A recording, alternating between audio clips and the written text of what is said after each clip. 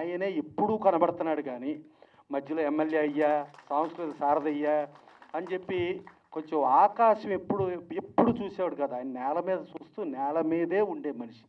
అలాంటి రసమయ్య బాలకృష్ణ గురించి ఇప్పుడు 35,000 అంటే 150 రూపాయలకి సింగర్స్ వచ్చి చదువుతున్న వాళ్ళకి 35,000 ఆయన ఇప్పించాడని చెప్తా అంటే డెఫినెట్గా రసమయ్య బాలకృష్ణ గారు ఆయన నేల మీద ఉంటూ నేల మీద ఉన్న ప్రతి ఒక్కడి గురించి ఆలోచించాడన్నది మనం చూసుకోవచ్చు. ఇంకా హీరో సురేష్ తను ఎంత కోఆపరేటివ్ బిగినింగ్ డే నుంచి దీనికి గెస్టులు రావటం కానించి ప్రతి ఒక్కరు కానీ అదేది ఆయన పేరులో జమినీ సురేష్ ఉంది కానీ జమినీ కిరణ్ వచ్చినప్పుడు చాలా ఎక్కువ టెన్షన్ పడ్డాడు. అదేదో జమినీ ఆ మనోహర్ ప్రసాదో లేకపోతే ఆ కళానిధి మారన్నో లేకపోతే వాళ్ళ దయానిధి మారన్నో వాళ్ళు వచ్చిన దానికంటే కూడా ఎక్కువగా కష్టపడ్డాడు ఆయన జమినీ కిరణ్ గారిని. సో అట్టా ఆయన తపన. ఇంకా మా కొల్లి రామకృష్ణ గారు అంటే మేమందరికీ చాలా కాలం క్రితం అంటే ఒక విజయాలో ఆయన సౌండ్ ఇంజనీర్గా పనిచేసేవారు.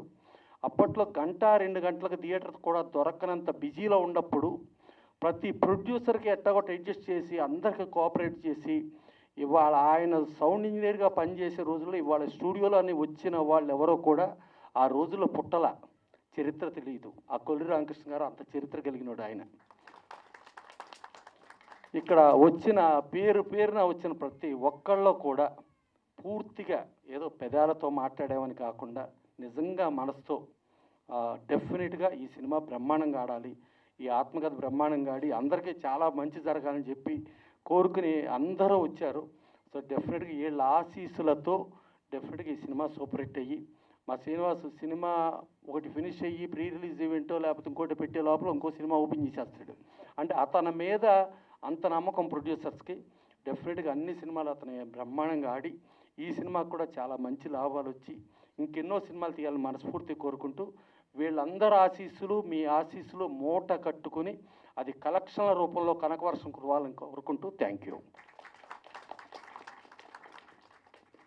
రసమయ్య బాలకిషన్ గారు ఈనాటి ఆత్మకథ టైటిల్ ఆవిష్కరణ కార్యక్రమంలో నాకు భాగస్వామ్యం కల్పించినటువంటి ప్రొడ్యూసర్ గారికి, డైరెక్టర్ గారికి, అలాగే వేదిక మీద ఉన్నటువంటి మహనీయులందరికీ పేరు పేరున హృదయపూర్వకంగా కళాభివందనాలు తెలియజేస్తా ఉన్నా.